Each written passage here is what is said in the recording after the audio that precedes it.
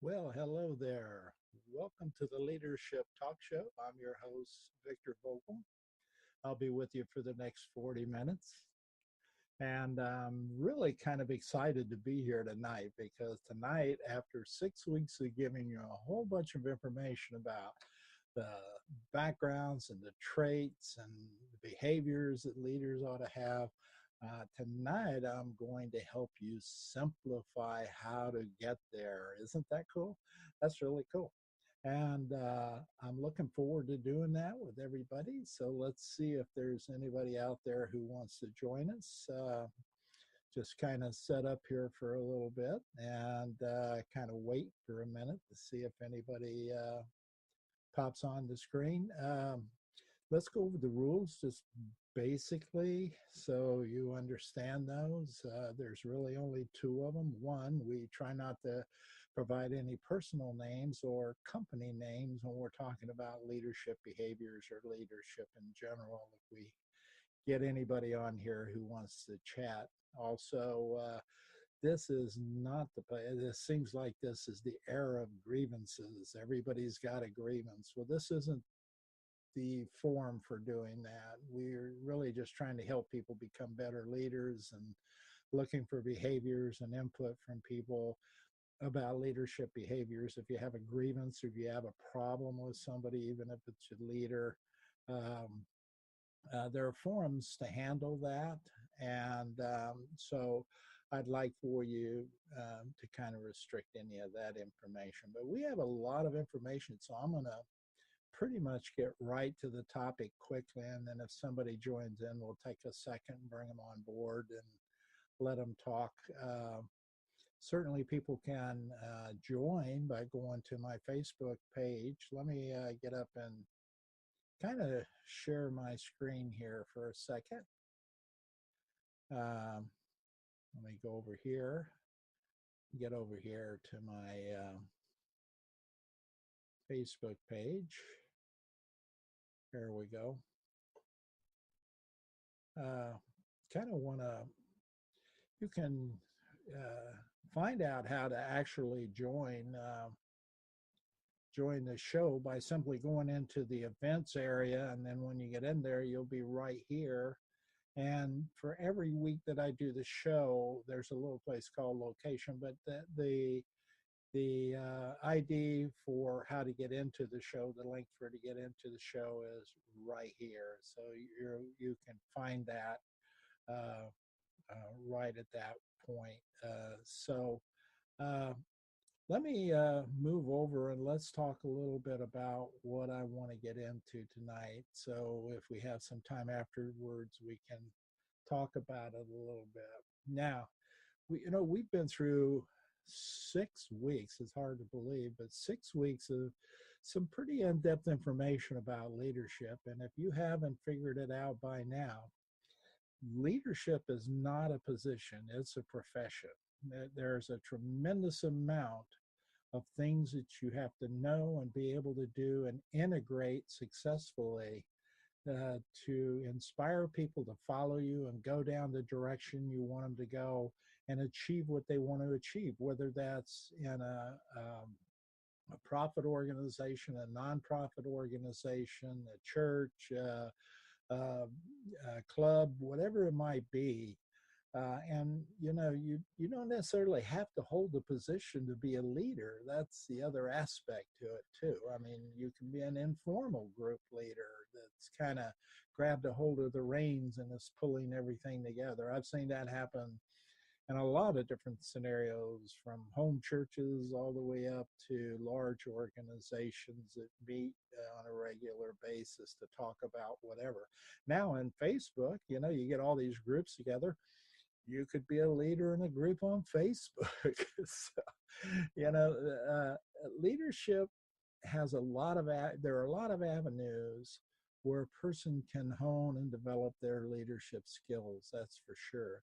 But if you're like this little guy I'm pointing to up here, you're probably asking yourself, how do I put all of that stuff we've talked about together and be able to do something and improve myself and be an effective leader? Well, if you're going to do that, you can't just do it haphazardly. If you haven't figured that out by now, it'd be kind of hard. You need some sort of model, and here's a model uh, that I've used in the past. And this model has served me very well, by the way. It, it, it kind of gives you a pathway, if you will, for developing yourself as a leader. And it's also could be used by an organization to develop their leaders if you want to use it that way too. But I kind of focus on individuals as opposed to organizations. If you haven't discovered by now, when organizations get involved, only the top organizations do leadership development because they're the only ones that can afford it. At least that's what people think. In fact, you can afford it, but you know, you don't have to wait on organizations. You can develop yourself as a leader if you know how to do it. But here's a model that I tend to use. The first thing you have to have is a base of knowledge. You have to understand what good leadership is about. And there are plenty of people that have come before you who know what good leadership is. They know what the characteristics are. They know what works with people in all kinds of different environments and all kinds of different roles and all kinds of situations. So the first thing is to acquire that knowledge base. That's sort of what we've been doing over the last 6 weeks, is putting together chunks of knowledge so that you have some knowledge base. And knowledge bases can come from theories. Excuse me here. They can come from theories. They can come from examples where you've actually done things right, proven examples where you've acted in a leadership manner and it's been successful. Also, failures. You want to not put those in a box somewhere and put them up. You want to drag them out, look at them, and learn from your failures. Okay, and what you learn or look for are the things that people have defined make good leadership. Core values. You have to understand who you are. You have to understand about culture and what kind of culture is created and how that is, how to communicate effectively, ethics, morals, and a bunch of other things we've talked about, roles, leadership roles, etc. So this base of knowledge is important to dig up and find. And of course, with today's technology and Google knowing everything, and or you might even get on the phone and say, "Hey Alexis, what are the best leadership traits?" It'll be interesting. I think I'll do that when I get off the air and go see what she says. Uh, but I haven't, funny, I haven't thought about that.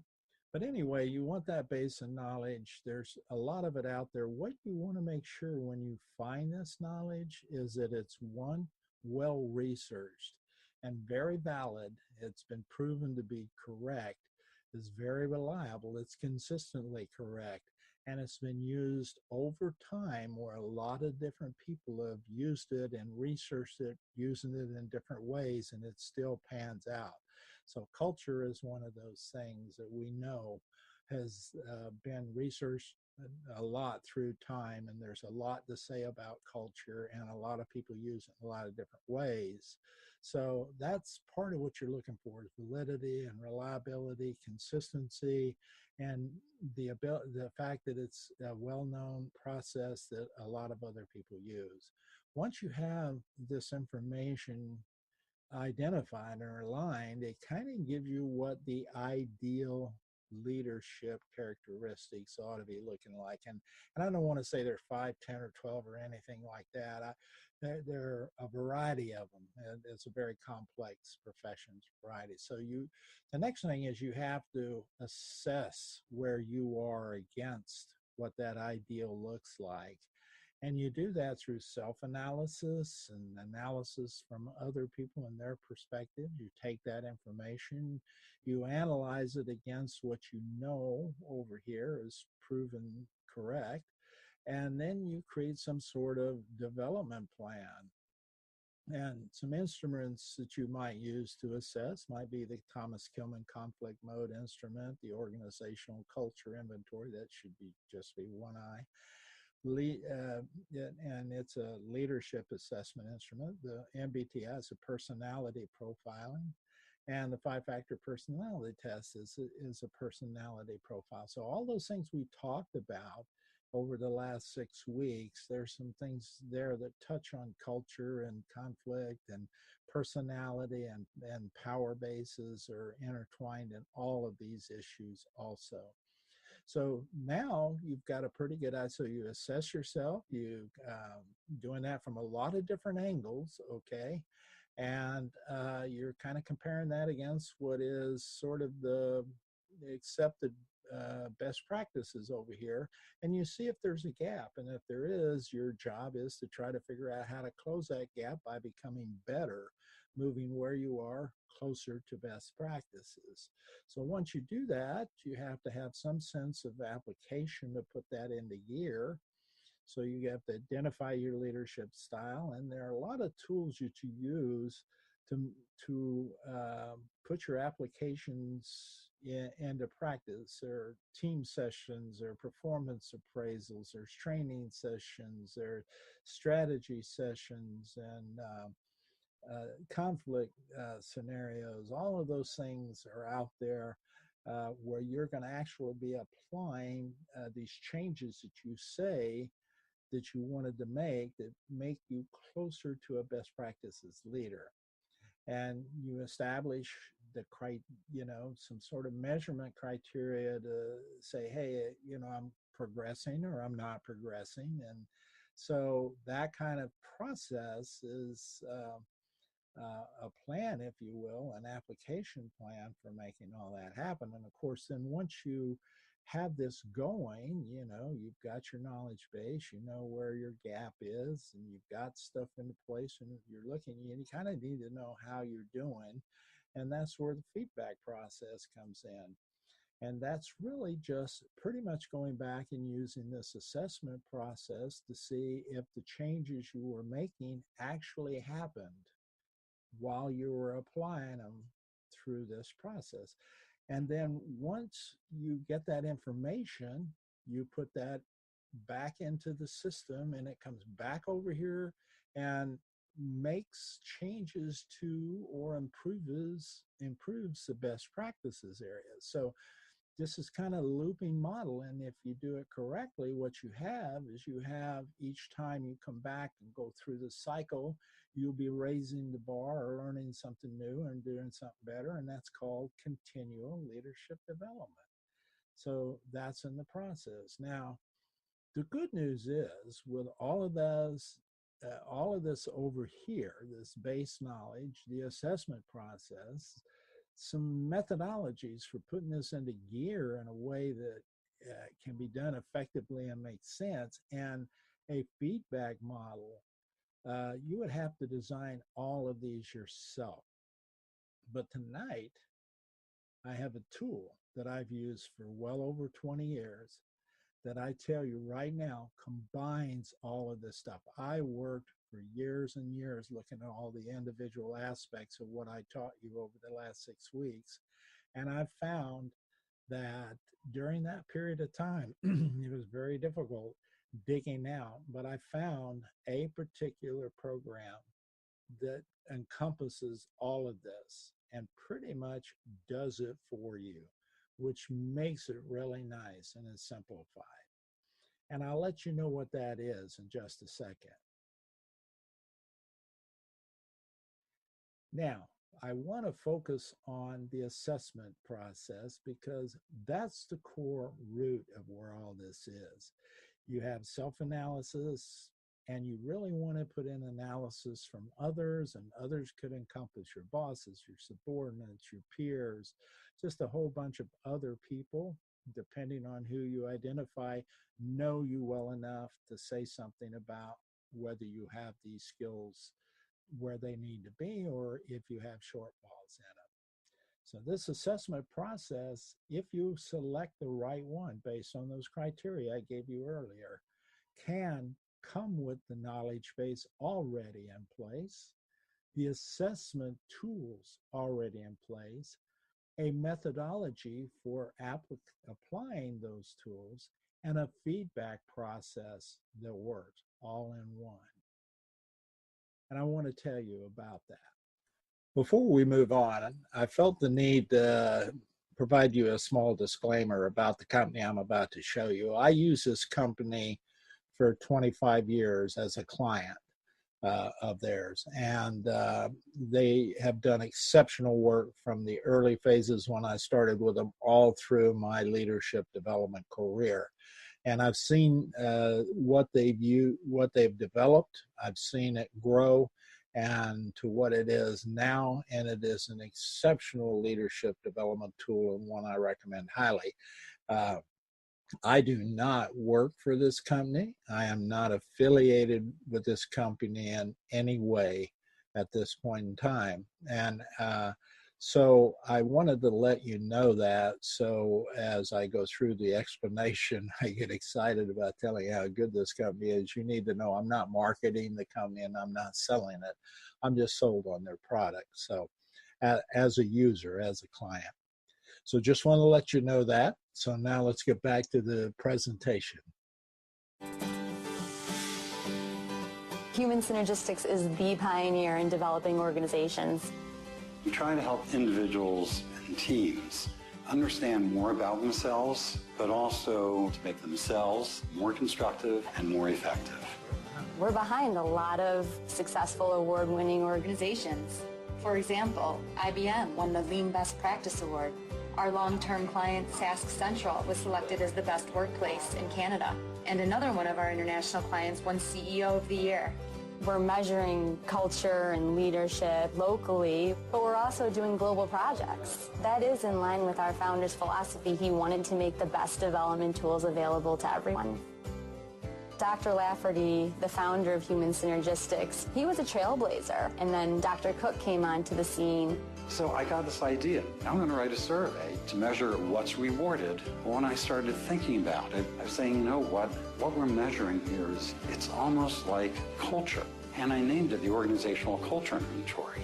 I love working at HS because I get to interact with people all the time. It's just exciting to see how passionate they are about their work, and it just gets me more excited and motivated to work with them. I'm very passionate about working for Human Synergistics because of our products. Our assessments are truly the best in the industry, and they transform lives. For me, it was a great privilege to work for Human Synergistics. I saw our instruments in practice in the Pan-European Change Programme, and then I had the privilege of coming to work for Human Synergistics to start really exploring how we move the organisation forward to change the world, one organisation at a time. I'm passionate about facilitating the workshops because I really do enjoy using the tools, and I really believe that they make a difference. So throughout the workshop, you'll take a deep dive into the reports, and you also get to hear an expert practitioner provide their understanding and walk through one of their case studies as well. Getting so much experience with the Circumplex makes you completely aware of your behaviors. So I know I always have to move to the constructive and be in the blue. What I really like about the HS tools is that they really add to the credibility that I have. It's easier to sell the results to top management. My perceptions are anchored by credible data.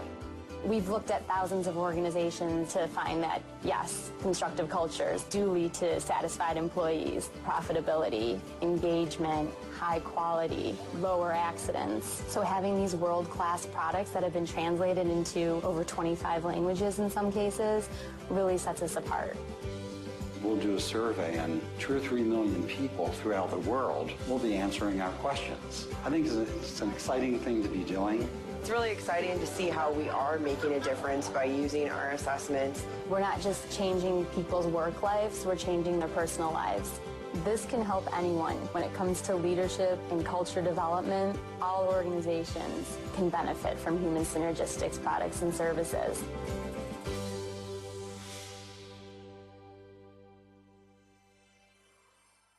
Okay, so what I'd like to do is come back over here and back to my website over here and show you Synergistic has a Twitter account, but they also have a YouTube account. And this is where you can find out, even if you don't use them, you know, what I like about them is they share their information, and you can learn a lot. The problem is you're going to learn it on an out of the circle basis. You're not going to have all the insights that come with everything. But there are a tremendous amount of videos in here that are very powerful videos in terms of leadership and what's there. I recommend these two right here.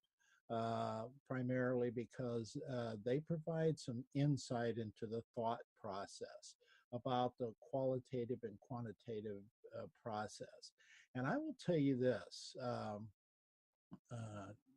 the uh, the human synergistic process is a data driven process, and there is nothing more effective than putting that process together with a combination of going out and talking with the people. So what happens is with this assessment process, most of it is centered around surveying your employees, your bosses, your peers, maybe even vendors, anybody who you think who knows you well enough, who you interact with, who can evaluate or rate your specific leadership characteristics. They survey. When you take that information and bring it back, the way they consolidate this information makes it so easy to read, and there's so much of it that it comes back to that model that they have already done the research to show what is right. So you have your baseline right there, your best practices. This assessment process gives you not just the information, but it gives it to you in a way that you will want to believe that information. And it is very oriented to not attacking what you're doing wrong, but simply focusing on what you need to do to improve. That's why I like this. It clearly defined that gap. I've had a lot of leaders. I've assessed leaders with these tools, individual. I've worked with an individual on it, and I've worked in a project with multi-million dollar organizational change project with this tool. And it works basically the same for both. It's data driven. It's hard to walk away from the information, and so even those hardened people who really don't want to believe what they're hearing, they grasp this. They feel pretty good about wanting to participate. And when you present this in a way that allows them to absorb it and understand that the corrections can be made, and that's the key. You can change, you really can. But, you have to have the desire, you have to have the willingness to hear the data, and you have to open up. Now, what Human Synergistic did so well for me when I talked to leaders was it allowed people to hear what I had to say. I could lay this down in front of them, so easy to explain, so graphically representative, that it was easy to talk about. And it was a non threatening process in most cases. And consequently, it was easy to see. And then uh, it provided the application tools. In other words, it provided very specific activities and things to look for, and reassessment process concepts and feedback tools. It did that whole model that I had put in my mind needed to happen for someone to be successful. It put all of the dynamics of those leadership principles I talked about the last 6 weeks all into one simple to understand model that is pretty much handled for you if you will allow it to happen. So I just wanted to bring that into the process and let you know that that organization is very, very good at it. I will put the link in this video when I'm done. I'll also put the link to the Thomas Kilmann conflict mode instruments. That's a very it's a very valid kind of process also in this program. You can kind of see how they interact. There's some other assessments. that I'll put links to, and like Team Tick and others that will allow you to understand team environments. What that does when you take some of those other, yeah, they're valid and they're reliable, but they're not as rich as human synergistic. Let me put it to you that way in terms of capability. It does, you can see how it all melds and it all works, and you can take the information you receive and you literally can change if you choose to. And I saw that so many times. When you sit down, I've had leaders look at me and go, I just can't believe this is what people are saying about me. I had no idea. That's the cool part. When I was down at Disney, the early premise of Human Synergistics came with another program that I was playing around with. And while I was in Disney, I noticed that in Orlando that I was talking to Vice President of Human Resources, and they were playing with it, and they called it a wake-up call. And what they were saying is they actually wanted to put performance bonus programs together uh, to reward people who built the Disney culture within the theme park. So if you were a leader, if you were employee, whatever, they had a culture and you wanted to be in that culture.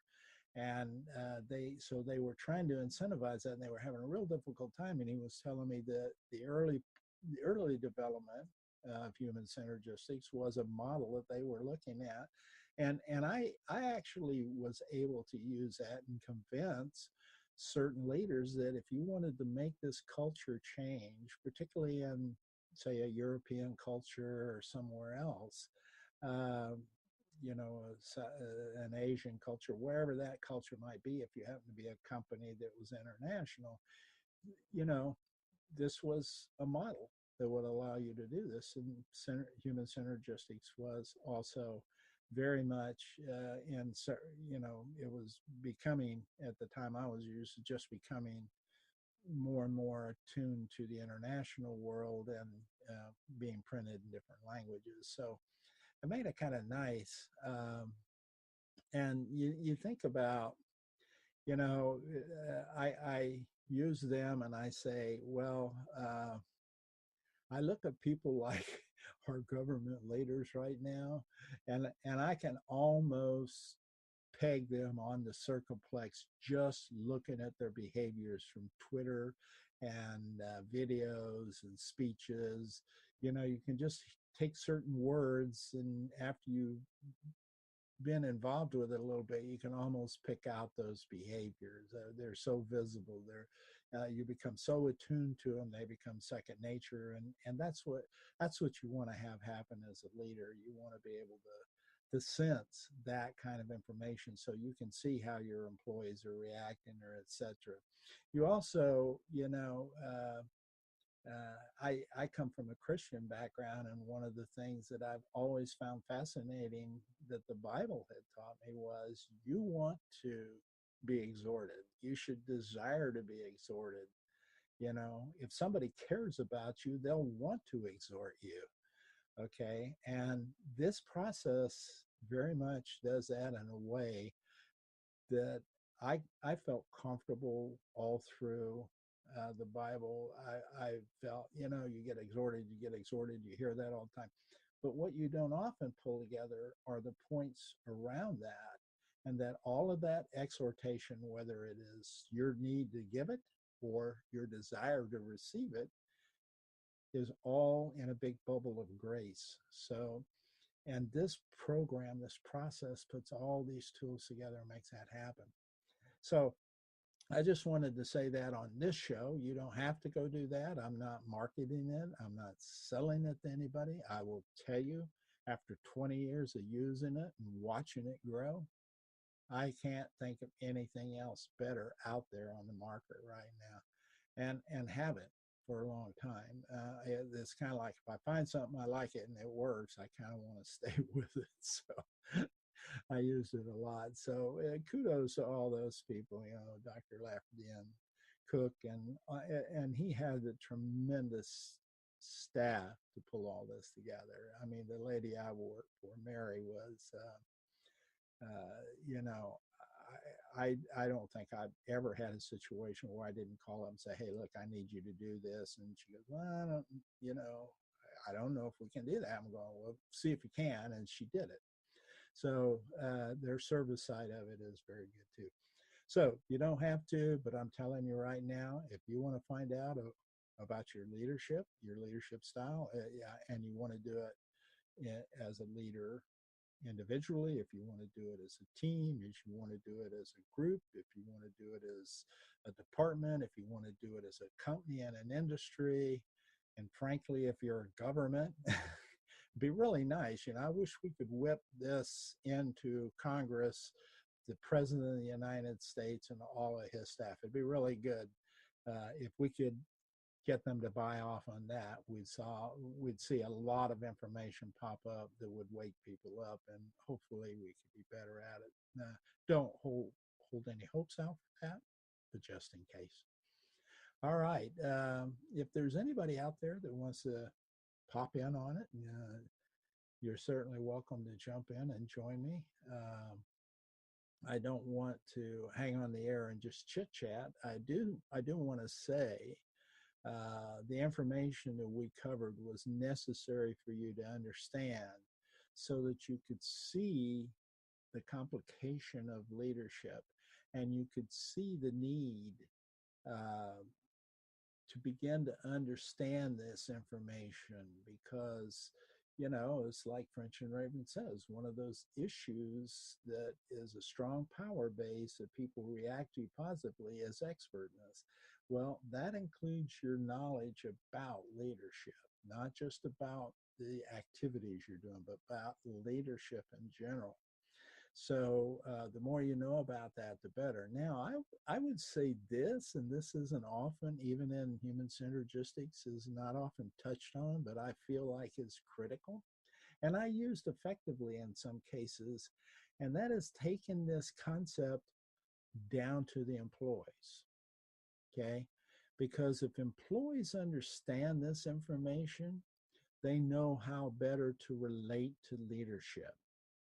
So a lot of companies spend a lot of time developing leaders, and they do that through sending them off to training schools or whatever. You go into one of these hourly teams. So, you know, there are times where they have to come in and sit down and go through these processes. I mean, that learning processes.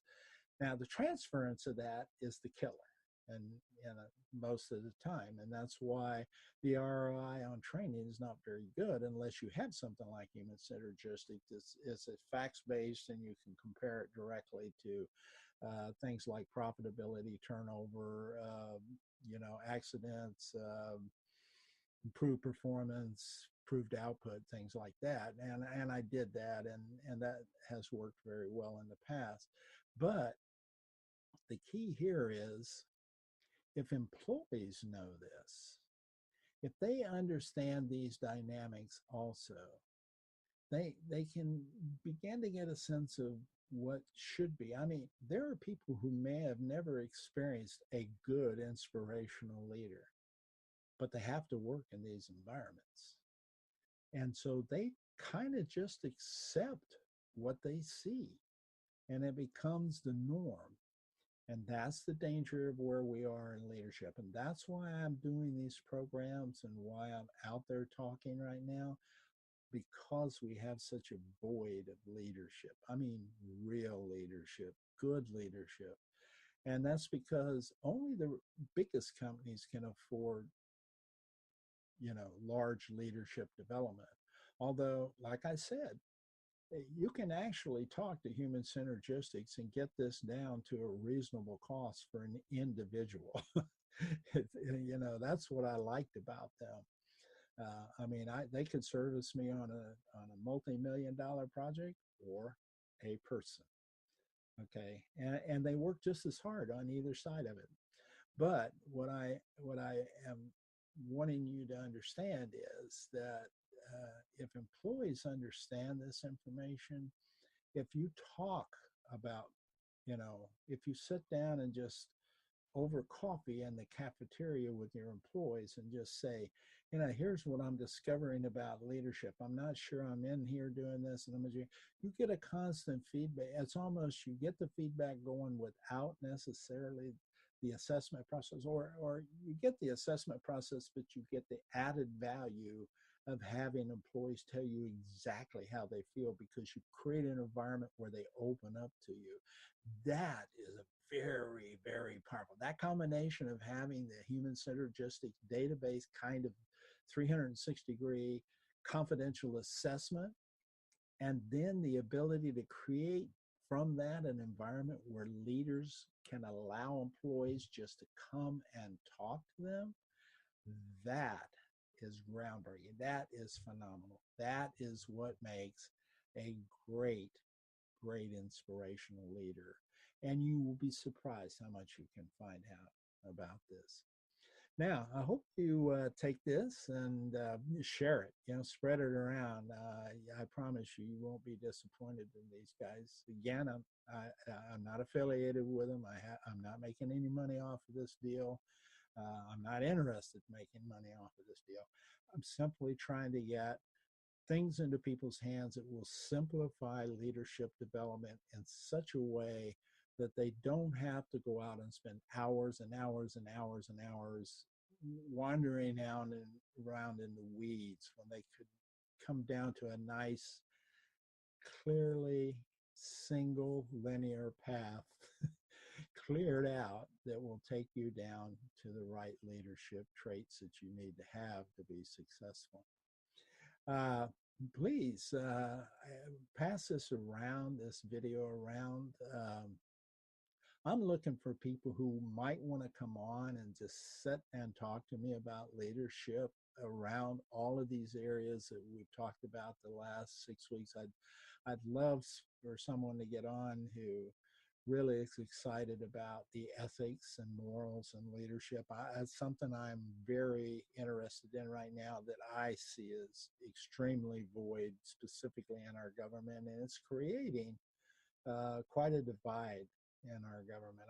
And you don't have to just watch television to see that. You can just go on Facebook and Twitter and the social media markets. I mean, we just had a situation like that happen where, Disney just canceled the show because of a racist tweet that one of its actors put on the show. And I mean, they did it within hours of it being out there.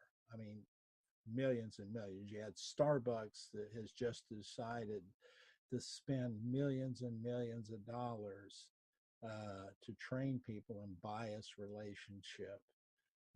Now, these are cultural issues, and it's hard to get your hands around them, but it's one of the things that Synergistic does well. Okay, I've done all I can do to tell you what's going on tonight. I hope you have a good evening. I hope you have a good weekend.